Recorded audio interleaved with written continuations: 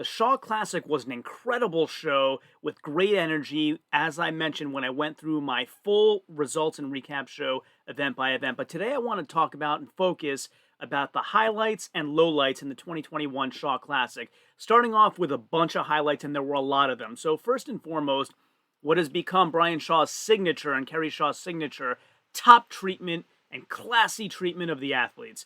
Every athlete would say, and a lot of them have said on social media, and some of them who've talked to some of my creator friends in DMs have said this is the best treatment they get of any show that they compete in. Brian and Kerry take wonderful care of them at the event, outside of the event, let them use their hot and cold therapies, fed them. It's just, it's a Shaw signature now that he's renowned for taking incredible care of the athletes compared to the other competitions that they've been in. So big kudos there. The athletes are first and foremost why we watch, right? Without the athletes and them being cared for well, we don't have athletes who are in good shape and can provide these incredible performances for us. So top notch there.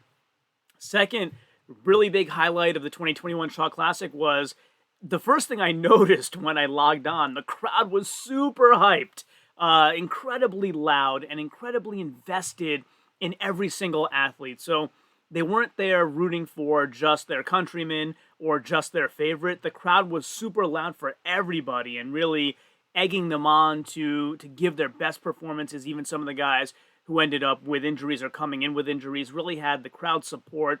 And kudos to Brian and Kerry again for putting together the right size crowd, the right venue, so you could hear this. I don't know like how they mic'd it all, but the crowd seemed super hyped and super involved. And as a fan watching, especially a pay-per-view fan watching, you really want to get that that essence, and we really definitely got that there. The crowd was one of the best crowds I've heard in quite a while, honestly. Brian Hightower was chosen as, what I would call the play-by-play guy to Terry Holland's color commentator. So Brian Hightower was mostly giving what was happening, and Terry was adding in his experience for the most part. And, in every sport, there's a little bleed over from color commentator to play-by-play, but those were basically the roles as I saw them. Brian was a great choice. So he was obviously a professional play-by-play guy who had done this before. I looked him up. I think he does rugby play-by-play for the most part. And so you could tell he came in with a professionalism and not somebody who hadn't done this before. So definitely a highlight there for me. Konstantin Janashia was an absolute warrior. He was barely able to walk throughout many of the events and still went all the way. I don't think he did the circus dumbbell, if I remember correctly, but he went all the way through to the Atlas stones and got 4 out of the 5 stones up and then collapsed and then refused assistance walking off the platform. Just a complete warrior. We don't want injuries to happen to any of the guys, but just really inspirational for anybody out there training or in any walk of life who needs motivation to go on and succeed, and you can get past life's hurdles. Just a really great lesson to learn. So that was another highlight for me. Kudos to Konstantin Janashia. I hope you feel better soon. Terry Hollands was a great choice of color commentator. So just like Brian Hightower, who made a few mistakes along the way that we'll talk about later, for the most part was a good choice. Terry Hollands was a good choice as well, a great choice, in fact. He was far more descriptive than Magnus Vera Magnuson was last year. Magnus was brief, and I don't know how much experience he has in that role. He's a great promoter. He's a great referee. Maybe some opportunity for improvement in terms of commentating, but Terry Hollands was great. He mentioned afterward on Instagram how he was nervous doing that, but I couldn't tell. As somebody who speaks on here very often and in my day job, I thought he did very, very well and added in the right pieces of information right as we needed them with all of his many years of strongman experience. Next highlight for me was the medley. So the wheelbarrow into the arm-over-arm medley, which I thought was a weird combination when I first heard about it. And then, I started talking to some other people, and I said, wouldn't it be cool if they had to load their own sandbags? And then it turns out they did. Not all of them. So I believe there were 2 sandbags in the wheelbarrow already, and they had to load 2 more of them. So basically, they would pick up 1 sandbag, run it over to the wheelbarrow, place it in, run back that distance, grab the next one. They were each 300 pounds, load the wheelbarrow in, load that one as well, and then wheel the wheelbarrow back that distance. So I had said when I first did my events video about the Shaw Classic 2021 that the only thing missing was loading, because Brian had everything else covered in terms of having a well-rounded show. And then he added in loading, so nothing missing. You really can prove the best strongman when you have this kind of variety of events, which I have coming up as another highlight. And there it is. So again, Brian's choice of events, he has so much experience and so many championships. How could you think he would do anything different than provide an exhaustive list of events that covers every area of strength and really shows who the strongest man is that day? And he delivered in spades, right? So there was a deadlift, there was an overhead press, there was a medley that had loading, there was arm over arm pulling, there was everything you can imagine to measure a well-rounded strongman was definitely there. So that, to me, again, was another super high point of the show. And then probably the biggest highlight of the show to me was the athletes really freaking delivered. Especially on the deadlift, they pushed through some weights that looked like they were going to stop him. Brian himself, too, like on Brian's heaviest deadlift, it looked like it was going to be hard, but as I mentioned on my results show, he just kept moving, like there was nothing that could stop him from getting that weight, even though he did it really slowly. And same with Gabriel Peña's deadlift was incredible, over 1,100 pounds there. So you really got to give it to these guys. A lot of them were injured and still, like Konstantin Janashia, really delivered when barely being able to walk. And so the athletes' performances combined with the crowd energy made this an incredible show. And I don't want the negatives or the lowlights that I go into next to detract from the fact that this was such a good show, because it was. If you haven't watched it yet and it's still available on Shaw Elite Club, you should definitely go pay for it and watch it. I'm hoping that everything I'm discussing here is giving you the impetus to go do that, because it was really an incredible show with a few things that really could have gone better. And so another highlight for me was there was a substantial delay in when the broadcast was promised and when it was actually delivered for most people. So some people got lucky and got in right away, but apparently the server capacity just wasn't enough, and not everybody got in. For me, I'll talk about what my specific delay and frustrations were, but for some people it was even more. We'll get into that later. But the point of this highlight, before we get into the lowlights, is Brian Shaw went on Instagram and gave a genuine apology about that. So taking on that leadership role, you have to take on the good with the bad. So everything that went great about the show, which would be, getting the right number of fans in there, getting the right venue, the right intimacy, the right events, like he gets credit for all of that, right? So he has to take kind of the fault as well on the IT side, even though he's not the IT guy, right? So I get that, but I'm in a leadership position as well in my day job, and that's just how leadership is. And Brian said as much on his Instagram, right? He takes full accountability. He was actually, very upset that this happened himself. He's not trying to cover anything up. And for me, a highlight that did not make me forget that I was frustrated, because I was frustrated. It ate up my whole family time on the weekend. So I didn't forget, but I got a lot closer to forgiving, if you will. Like, it was the right thing for him to do, and his apology was well delivered, and he said all the right things.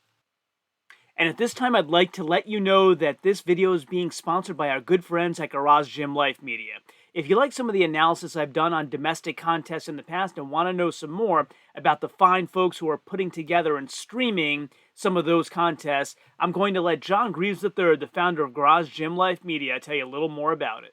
Training in a home gym, especially if you're training by yourself, can be tough, because sometimes you just don't have the motivation to go in your garage or your basement and get it done. And that's why we stream competitions every month on the Garage Gym Life Media YouTube channel. I'm John Greaves III, founder of Garage Gym Life Media, and after 20 years of training in a home gym, I can tell you that there's some days when I just don't feel like training. And those are the days when I put on some sort of training video or other strength-related content to give me the extra motivation I need to get in there and get it done. There is nothing more motivating than seeing people achieving their goals at a powerlifting meet or a strongman competition. And that's why month after month, we provide that content to you right there in the comfort of your own home on our YouTube channel. Plus, we leave it up forever, so you can always just throw it on in the background anytime you need that extra dose of motivation to get you going. And that's why, if you're not already a subscriber to Garage and Light Media, I invite you to take advantage of this opportunity to add this powerful training tool into your arsenal, because I want you to succeed right there in the best gym in town. So that brings us down into the lowlights. First of all, for me on day one, I had about a 3.5-hour delay. It was supposed to be broadcast noon Mountain Time on day one, so I believe they competed Friday, and it would be broadcast Saturday, and then day two, they competed Saturday, and it would be broadcast on Sunday. So 12 o'clock Mountain Time is 2 o'clock Eastern my time, and Saturday I had about a 3.5-hour delay before I could actually get it to play for me and be able to start watching it. Once you start watching it, I didn't have any blips along the way. It played all the way through. It was just getting connected was a difficult endeavor. And, you know, I will say, I don't think it was on my end. I do hardwire into my router. It's not a Wi-Fi issue on my end. And I spoke to other content creators and other friends in the strongman community. And for them, some of them have multiple day delays where they couldn't see it. So it was a real bummer and extremely frustrating. And again, you know, not trying to take away from the fact that when I saw it, it was an incredible show and you should go watch it as well. But it was frustrating. I can't lie and say it wasn't. Day two was almost a 5-hour delay.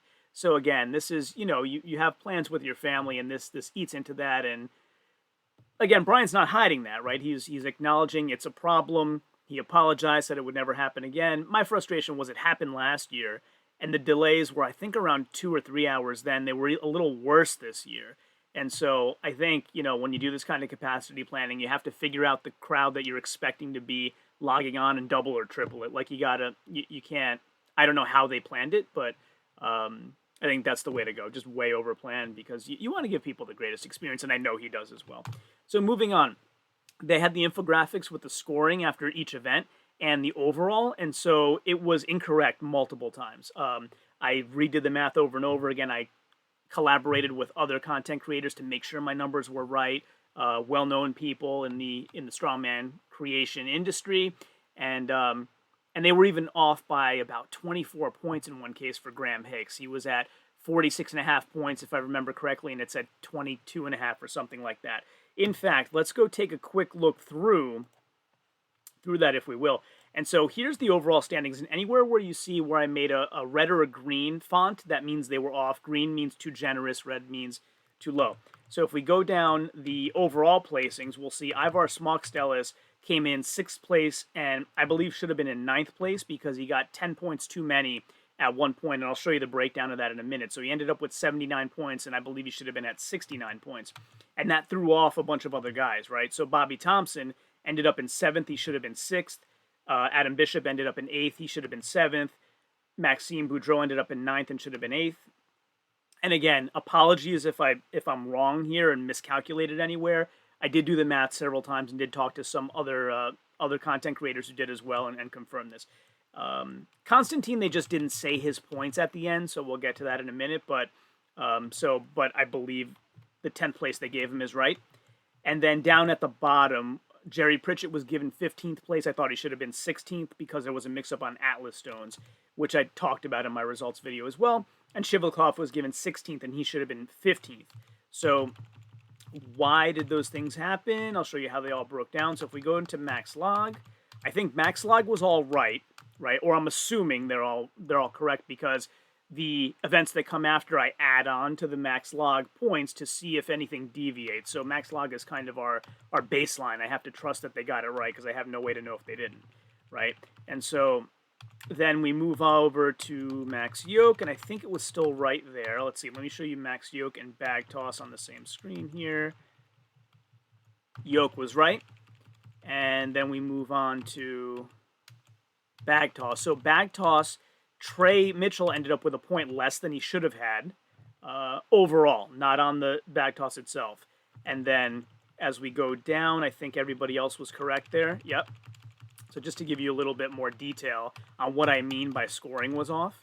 Then we go to the car squat, and it became a little bit worse, further into the competition.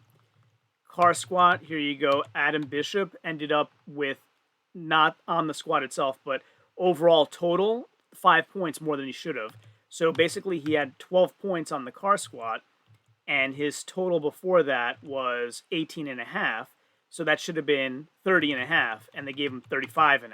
So that was, considerable gift that they correct later, but for the moment it was wrong. And as you saw in the overall placing, some of them seem to have never been corrected. Konstantin Janashia, I had him with a point deficit here. So really, he was at 30 points and then scored 9 points on the car squad. So it should have been 39. They had him at 38. Now, somebody in the industry I really trust told me I'm wrong on this one. So if I am, I apologize. And that's it on the car squat. And then moving on to Hummer tire deadlift.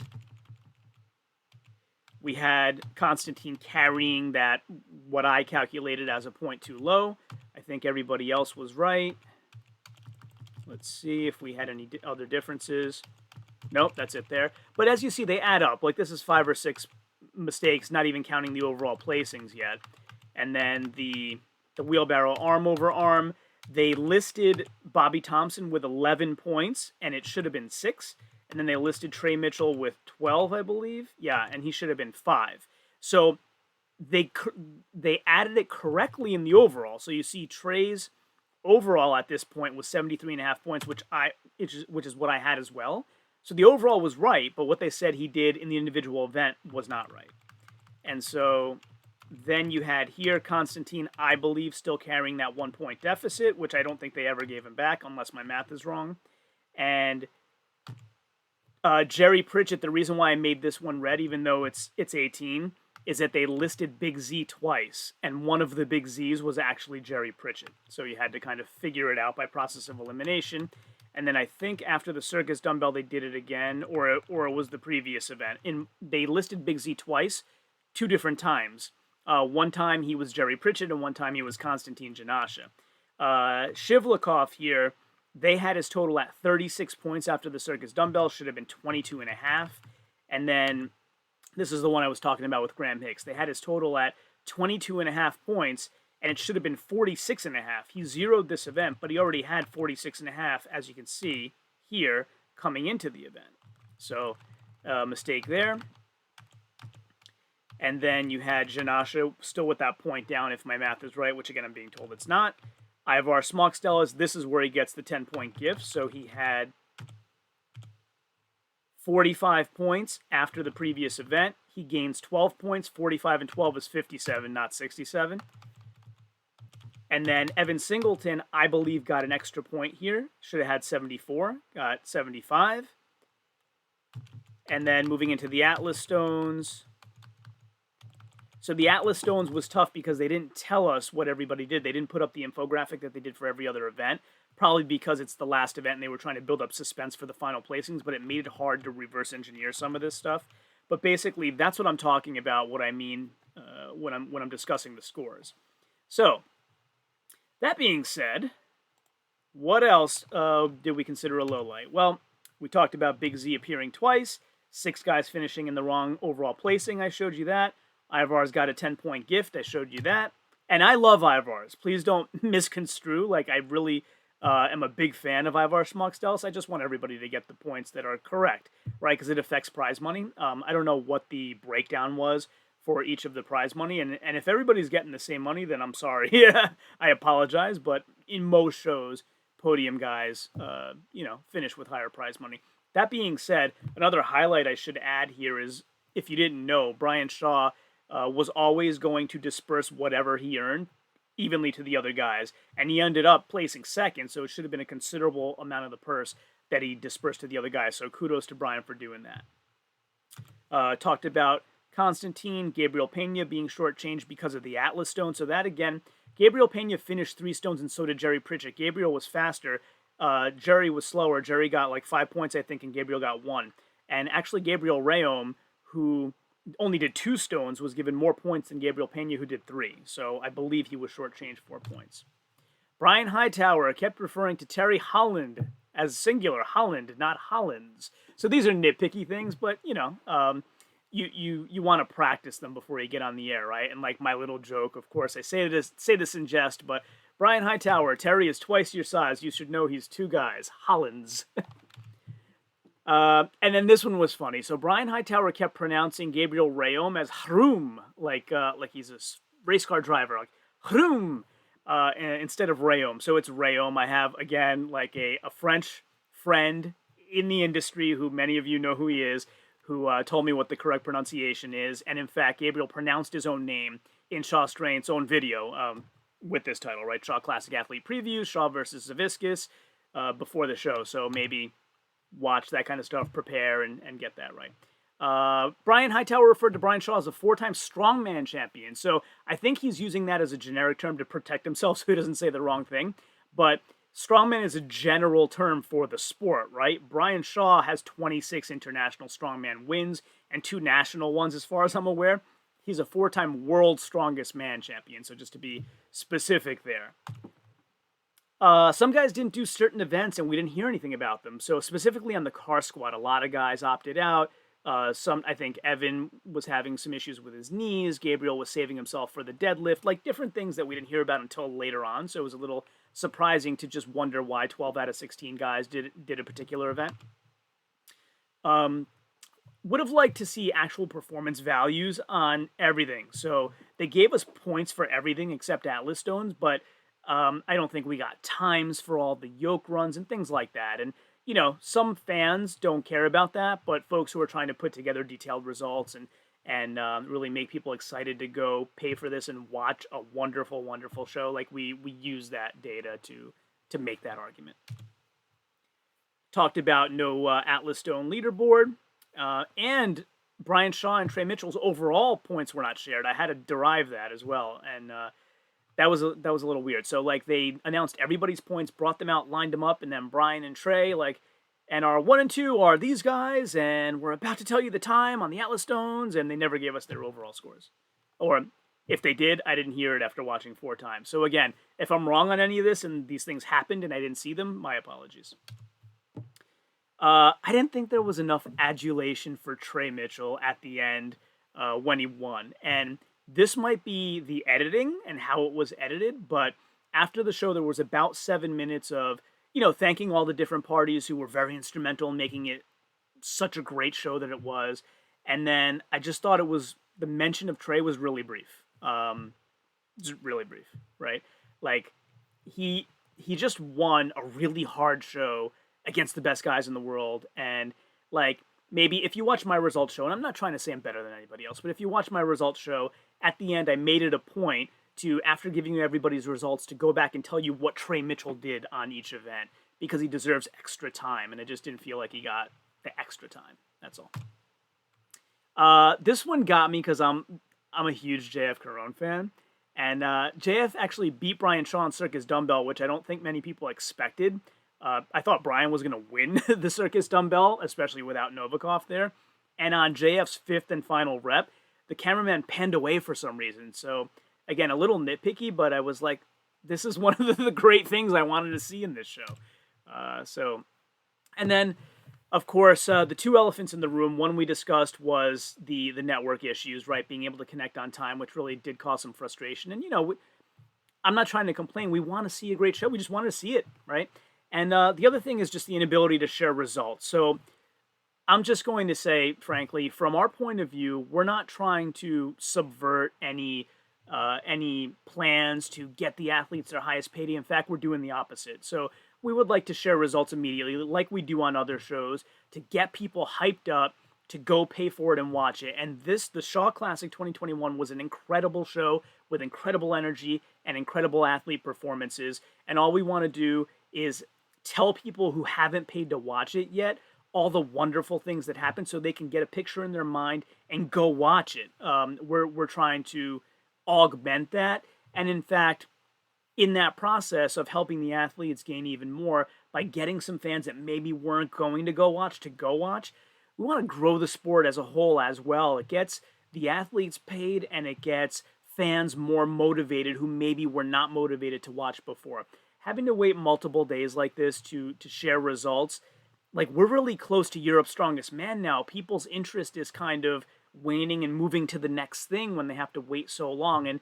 And you know, this isn't theory. I'm speaking from my community on my channel. They've spoken and they've voiced these concerns. So That's all. Like, just want to say that our intentions are positive. We're trying to do the same thing you're trying to do, get the athletes as much as they possibly can. They're severely underpaid for what they do, and get Shaw Strength the attention you deserve for putting on such an incredible show that I'm sure took lots and lots of work and planning to do. So those are my highlights and lowlights for the Shaw Classic 2021. And that being said, I want to end off on a good note and just say that it was an incredible show. The crowd was super hyped. Brian and Carrie put together a plan of events, athletes, and venue that was the perfect mix and the perfect recipe, and I can't wait for next year. So thanks again for joining me on my blog, Strongest Man, and of course, until next time, as always, ciao, homie.